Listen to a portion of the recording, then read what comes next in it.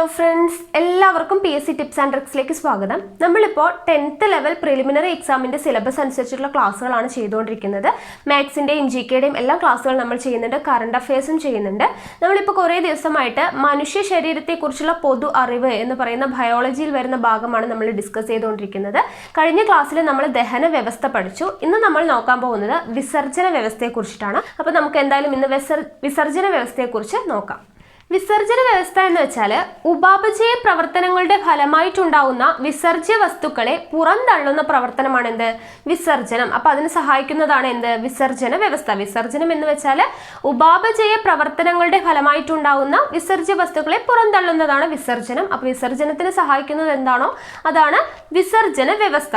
ഇനി ഈ വിസർജന വ്യവസ്ഥയിൽ രക്തത്തിൽ നിന്നും വിസർജ്യ വസ്തുക്കൾ നീക്കം ചെയ്ത് ആന്തര സമസ്ഥിതി പരിപാലിക്കുന്നതിന് സഹായിക്കുന്ന അവയവങ്ങളാണ്, പ്രധാനപ്പെട്ട അവയവങ്ങളാണ് ത്വക്ക്, ശ്വാസകോശം, കരൾ, അതുപോലെ തന്നെ വൃക്കകൾ. ഓക്കെ, അതിൽ ത്വക്കിനെ കുറിച്ച് നമ്മൾ എന്താണ് ത്വക്ക് അല്ലെ, ചെവി, നാക്ക്, മൂക്ക്, അങ്ങനെ പഞ്ചേന്ദ്രിയങ്ങൾ നമ്മൾ പഠിച്ചിട്ടുണ്ടായിരുന്നു. അപ്പോൾ അതിൽ ത്വക്കിനെ കുറിച്ച് നമ്മൾ വളരെ ഡീറ്റെയിൽ ആയിട്ട് പറഞ്ഞിട്ടുണ്ടായിരുന്നു.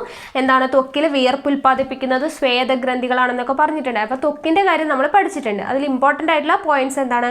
മനുഷ്യ ശരീരത്തിലെ ഏറ്റവും വലിയ അവയവമാണ്, അതുപോലെ ഏറ്റവും വലിയ ജ്ഞാനേന്ദ്രിയമാണ് ത്വക്ക്. ത്വക്കിൻ്റെ എന്താണ് പുറമേ അല്ലെങ്കിൽ ത്വക്കിൽ കാണപ്പെടുന്ന വിയർപ്പ് ഉൽപ്പാദിപ്പിക്കുന്ന ഗ്രന്ഥികളാണ് സ്വേദഗ്രന്ഥികൾ എന്ന് പഠിച്ചു അല്ലേ. അത്രയൊക്കെ തന്നെയാണ് അതിൽ ഇമ്പോർട്ടൻ്റ് ആയിട്ട് വരുന്നത്, എന്താണ് ചോദിക്കാവുന്നത് ത്വക്കിൽ. അപ്പോൾ അത് വളരെയധികം ഇമ്പോർട്ടൻ്റ് ആണ്. അപ്പോൾ അതൊന്ന് പഠിച്ചിരിക്കുക. ദെൻ നമുക്ക് ശ്വാസകോശം എന്ന് പറയുന്നത് നമ്മൾ പഠിച്ചു. എന്താണ്? ശ്വസന വ്യവസ്ഥ അല്ലെ. ശ്വസന വ്യവസ്ഥ പഠിച്ചപ്പോൾ നമ്മൾ ശ്വാസകോശത്തിൻ്റെ കാര്യങ്ങളൊക്കെ ആ ഭാഗത്ത് പഠിച്ചിട്ടുണ്ട്.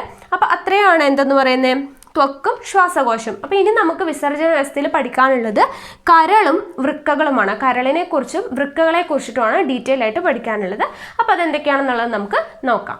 കരളിനെ കുറിച്ച് പറയുമ്പോൾ കരളിൻ്റെ പ്രധാനപ്പെട്ട ധർമ്മം എന്താണെന്ന് വെച്ചാൽ മനുഷ്യ ശരീരത്തിലെ വിഷവസ്തുക്കളെ നിർവീര്യമാക്കാൻ സഹായിക്കുന്ന അവയവമാണ് ആര്? കരൾ എന്ന് പറയുന്നത്. വിഷവസ്തുക്കളെ നിർവീര്യമാക്കുക, ഹാനികരമല്ലാത്തതാക്കി മാറ്റുകയാണ് ആരുടെ ധർമ്മം? കരളിൻ്റെ ധർമ്മം. അതായത് വിഷവസ്തുവായിട്ടുള്ള അമോണിയ, ഓക്കെ, ശരീരത്തിൽ കോശങ്ങളിൽ നിർമ്മിക്കപ്പെടുന്ന വിഷവസ്തുവായിട്ടുള്ള അമോണിയയെ എന്താക്കി മാറ്റുന്നു? നൈട്രജൻ സംയുക്തമായിട്ടുള്ള യൂറിയ ആക്കി മാറ്റുന്ന ആളാണ് ആര്? കരൾ എന്ന് പറയുന്നത്. ഓക്കെ, അമോണിയയെ എന്താക്കി മാറ്റുന്നു? നൈട്രജൻ സംയുക്തമായിട്ടുള്ള യൂറിയ ആക്കി മാറ്റുന്ന ആളാണ് ആര്? കരൾ. ഓക്കെ, കരൾ ഇതിനാണ് സഹായിക്കുന്നത്. അമോണിയയെ എന്തുമായിട്ട് ചേർന്നിട്ട്? എൻസൈംസിന്റെ പ്രസൻസിൽ, എൻസൈംസ് എന്ന് വെച്ചാൽ രാസാഗ്നികളുടെ പ്രസൻസിൽ അമോണിയ കാർബൺ ഡൈ ഓക്സൈഡുമായിട്ട് ചേർന്നിട്ട് എന്തായിട്ട് മാറുന്നു?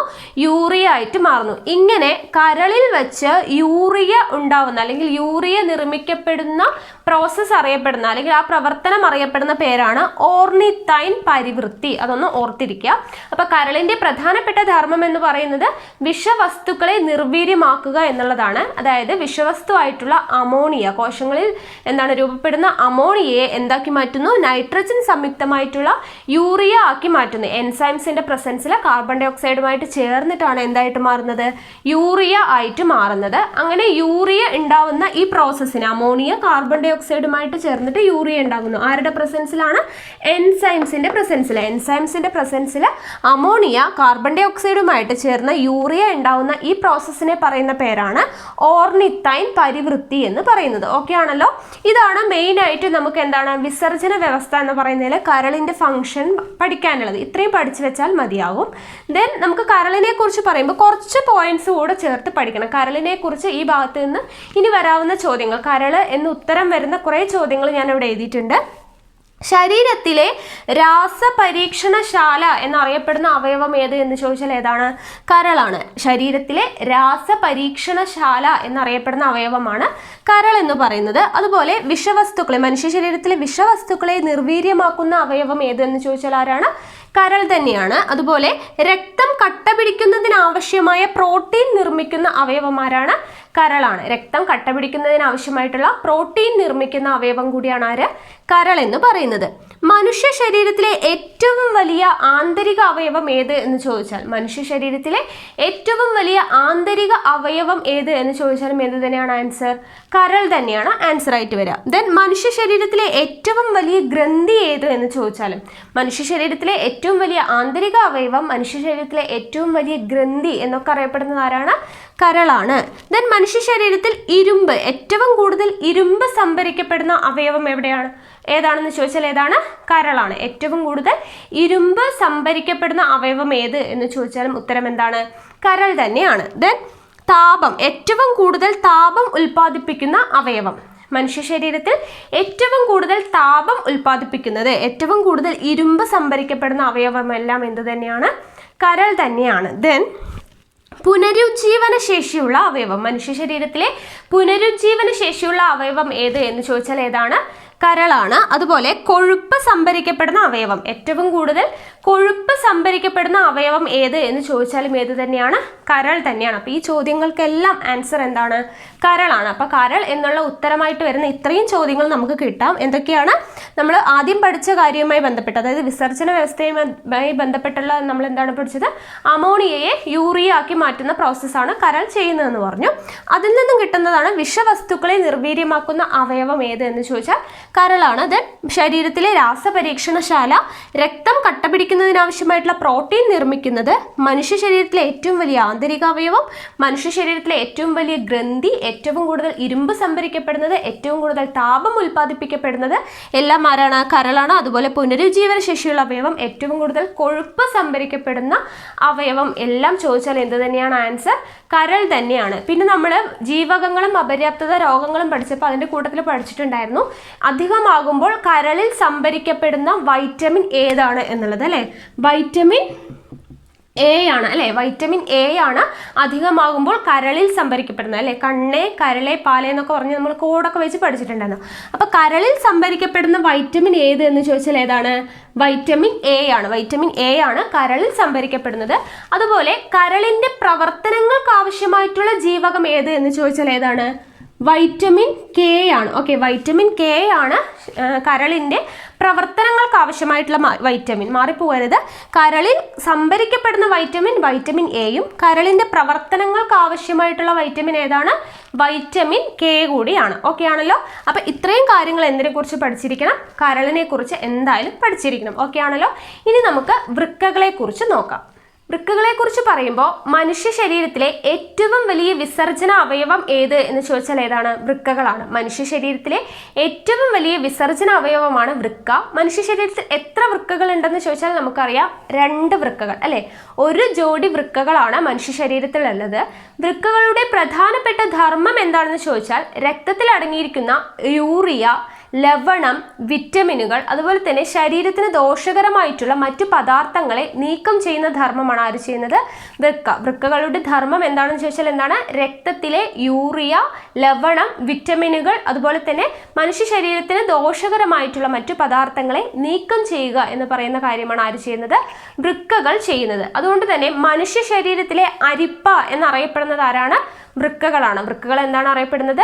മനുഷ്യ ശരീരത്തിലെ അരിപ്പ എന്നറിയപ്പെടുന്നതാണ് വൃക്കകൾ. വൃക്കകൾ എവിടെയാണ് സ്ഥിതി ചെയ്യുന്നതെന്ന് ചോദിച്ചാൽ ഉദരാശയത്തിൽ നട്ടെല്ലിന് ഇരുവശത്തുമായി സ്ഥിതി ചെയ്യുന്ന അവയവമാണ് എന്ത്?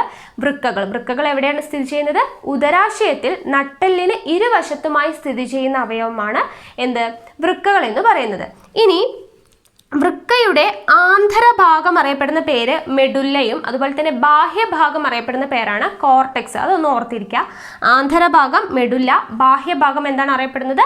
കോർട്ടെക്സ് എന്നാണ് അറിയപ്പെടുന്നത്. ദെൻ വൃക്കയുടെ ഘടനാപരവും ജീവധർമ്മപരവുമായ അടിസ്ഥാന ഘടകമാണ് നെഫ്രോൺ. വൃക്കയുടെ അടിസ്ഥാനപരമായിട്ടുള്ള ഘടനാപരവും ജീവധർമ്മപരമായിട്ടുള്ള അടിസ്ഥാന ഘടകമാണ് നെഫ്രോൺ എന്ന് പറയുന്നത്. ഈ നെഫ്രോണുകളാണ് എന്തിനു സഹായിക്കുന്നത്? രക്തത്തിൽ നിന്നും മൂത്രം അരിച്ചു മാറ്റുന്നതിന് സഹായിക്കുന്നത്. രക്തത്തിൽ നിന്നും മൂത്രം അരിച്ചു മാറ്റുന്നത് ആരാണ്? നെഫ്രോണുകളാണ്. വൃക്കയുടെ ഘടനാപരവും ജീവധർമ്മപരമായിട്ടുള്ള അടിസ്ഥാന ഘടകമാണ് നെഫ്രോണുകൾ. നെഫ്രോണുകൾ.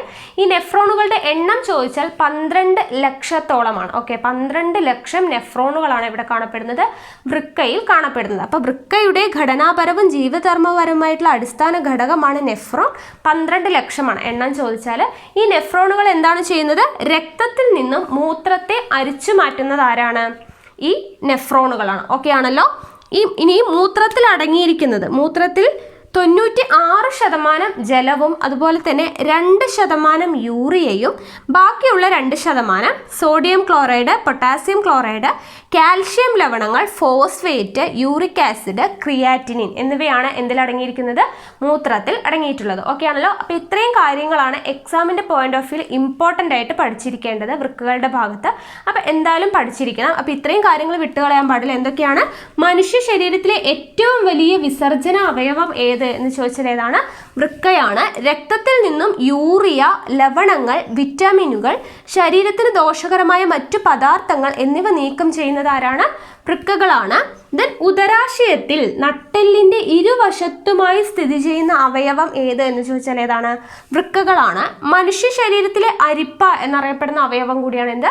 വൃക്കകൾ എന്ന് പറയുന്നത്. വൃക്കകളുടെ ആന്തരഭാഗം അറിയപ്പെടുന്ന പേര് മെഡുല്ല, ബാഹ്യഭാഗം അറിയപ്പെടുന്ന പേരാണ് കോർട്ടെക്സ് എന്ന് പറയുന്നത്. വൃക്കയുടെ ഘടനാപരവും ജീവധർമ്മപരവുമായിട്ടുള്ള അടിസ്ഥാന ഘടകമാണ് നെഫ്രോൺ. ഈ നെഫ്രോണുകൾ 12 ലക്ഷത്തോളം വരുന്ന ഈ നെഫ്രോണുകളാണ് എന്ത്? രക്തത്തിൽ നിന്നും മൂത്രം അരിച്ചു മാറ്റുന്നത്. ഓക്കെ, രക്തത്തിൽ നിന്നും മൂത്രം അരിച്ചു മാറ്റുന്നത് നെഫ്രോണുകളാണ്.